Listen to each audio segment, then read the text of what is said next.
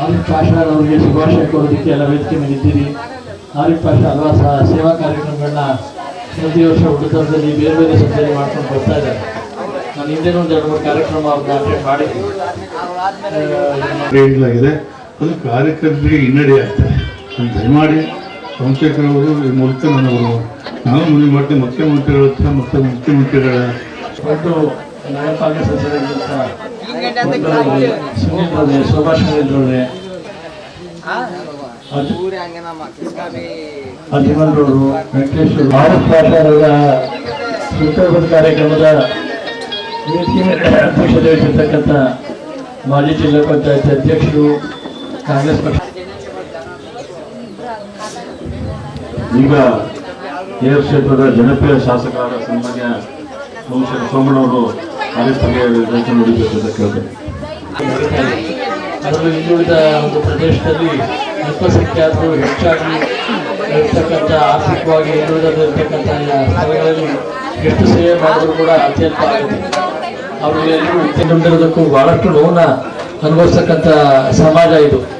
ಅದಕ್ಕೋಸ್ಕರ ಹೆಚ್ಚು ವಿದ್ಯಾವಂತರಾದಷ್ಟು ಕೂಡ ಜ್ಞಾನದ ಬಗ್ಗೆ ತಿಳುವಳಿಕೆ ಬರುತ್ತೆ. ಜ್ಞಾನ ಯಾವಾಗ ಬರುತ್ತೆ, ಹಣಕ್ಕಿಂತ ಬಹಳ ಮುಖ್ಯ. ಇನ್ನೊಂದು ಕಡೆನೋ ಬೇರೆ ಬೇರೆ ಕಡೆನೋ ಸಾಫ್ಟ್ವೇರ್ ಇಂಜಿನಿಯರ್ಗಳಾಗಿ ಬೇರೆ ಬೇರೆ ಒಳ್ಳೊಳ್ಳೆ ಕೆಲಸವಿರ್ತಕ್ಕಂಥದ್ದನ್ನು ಕಾಣ್ತಾ ಇದೆ. ಹಾಗಾಗಿ ಮಕ್ಕಳಿಗೆ ವಿದ್ಯಾಭ್ಯಾಸದ ಬಗ್ಗೆ ಹೆಚ್ಚು ಗಮನ ಕೊಡಲಿಕ್ಕೆ ವೇದಿಕೆ ಇರತಕ್ಕಂಥ ಎಲ್ಲ ಒಳ್ಳೆದಾಗ್ಲಿ ಆರಿಫ್ ಅವರೇ, ಬಹಳ ಸಂತೋಷ.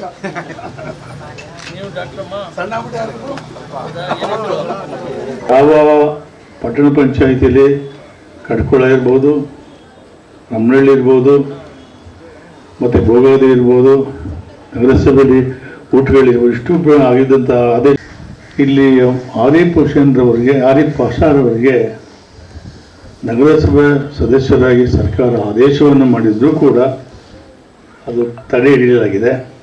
ಯಾಕೆಂದರೆ ಸೋಮಶೇಖರ್ ಅವರು ಹಿರಿಯ ಶ್ರೀನಿವಾಸ ಹಾಸ್ಪಿಟಲ್ನ ಮುಖ್ಯಸ್ಥರಾದಂಥ ಶ್ರೀಮಾನ್ ವೆಂಕಟೇಶ್ ಅವರು ಸುಮಾರು ಕಳೆದ 8-10 ವರ್ಷದಿಂದ ನಾನು ಆರಿಫ್ ಪಾಷಾರವರ ಹುಟ್ಟುಹಬ್ಬ ಎಲ್ಲ ಒಂದು ಸಮಾಜಮುಖಿ ಕೆಲಸವನ್ನು ಮಾಡ್ತಕ್ಕಂಥದ್ದು ಮಾಡ್ತಾ ಇದ್ದಾರೆ. ಇವತ್ತು ಬೃಹತ್ ಪ್ರಮಾಣದ ಉಚಿತ ಆರೋಗ್ಯ ತಪಾಸಣೆ ಕಾರ್ಯಕ್ರಮವನ್ನು ಅದರಲ್ಲಿ ವಿಶೇಷವಾಗಿ ಭಾರತ್ ನಗರದಲ್ಲಿ ಮಾಡಿರ್ತಕ್ಕಂಥದ್ದು ಅತ್ಯಂತ ಒಳ್ಳೆಯದು. ಅದಕ್ಕೆ ಅವರಿಗೆ ಧನ್ಯವಾದಗಳನ್ನ ಹೇಳಲಿಕ್ಕೆ ನಾನು ಬಯಸ್ತಾ ಇದ್ದೇನೆ.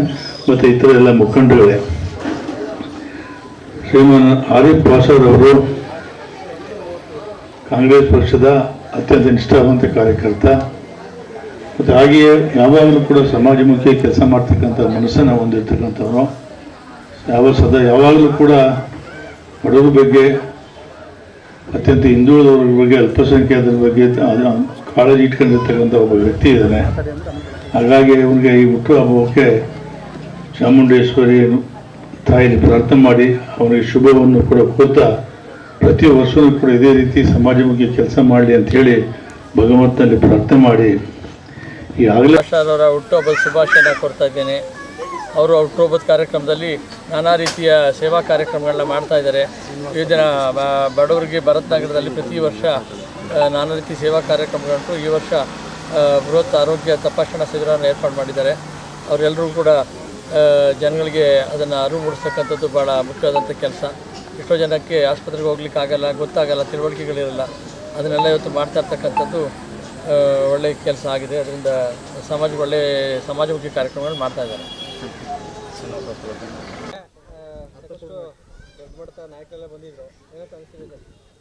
ದೊಡ್ಡ ಮಟ್ಟ ನಾಯಕರು ಬಂದಿದ್ದರು, ಅವ್ರ ಆಶೀರ್ವಾದ ಇದೆ. ಜೊತೆಗೇನೆಂದರೆ ಇವತ್ತೇನು ಈ ಏರಿಯಾದಲ್ಲಿ ಯಾರು ಸರಿಯಾಗಿ ಮೆಡಿಸಿನ್ ಬಗ್ಗೆ ಪಾಪ ತೊಂದರೆಯಲ್ಲಿ ಹೋಗೋಕ್ಕಾಗಲ್ಲ ಅಂತ ಒಂದು ಜಾಗ ಗುರುತಿಸಿ ನಾವು ನಮ್ಮಿಂದ ಒಂದು ಈ ಸಮಾಜದಲ್ಲಿ ಇರೋ ಜನದಲ್ಲಿ ಒಂದು ಒಳ್ಳೆಯದಾಗಲಿ, ಅವ್ರದ್ದು ಒಂದು ಕಷ್ಟನೂ ದೂರ ಆಗಲಿ. ಜೊತೆಗೆ ಅವರು ಇನ್ನು ಮುಂದಕ್ಕೆ ನಮ್ಮದೇನು ನಮಗೋಸ್ಕರ ಹುಟ್ಟುಹಬ್ಬ ಜನ್ಮದಿನ ಮಾಡ್ಕೊಂಡ್ರೆ ಪ್ರಯೋಜನ ಆಗೋಲ್ಲ. ನಮ್ಮಿಂದ 4 ಜನಕ್ಕೆ ಒಳ್ಳೇದು ಮಾಡಿದ್ರೆ ನಮ್ಗೆ ಅದು ಸಮಾಧಾನ, ನಮ್ಗೆ ಖುಷಿ ಬರುತ್ತೆ. ನಾವು ಎಲ್ಲೋ ಊಟ ಮಾಡೋದು, ಎಲ್ಲೋ ಕೂತ್ಕೊಂಡು ಇದು ಮಾಡೋದು ಅದು ನಮ್ಗೆ ಇಷ್ಟ ಇಲ್ಲ. ನಮಗೆ 4 ಜನಕ್ಕೆ ನಮ್ಮಿಂದ ಏನೋ ನಾವು ಏನು ಬದುಕಿ ಇರೋವರೆಗೂ ಆ ಶ್ರಮದ ದುಡ್ಡಲ್ಲಿ ಒಂದು ಒಳ್ಳೇದು ಮಾಡಬೇಕು ಅಷ್ಟೇ ಸರ್. ನಮಗೆ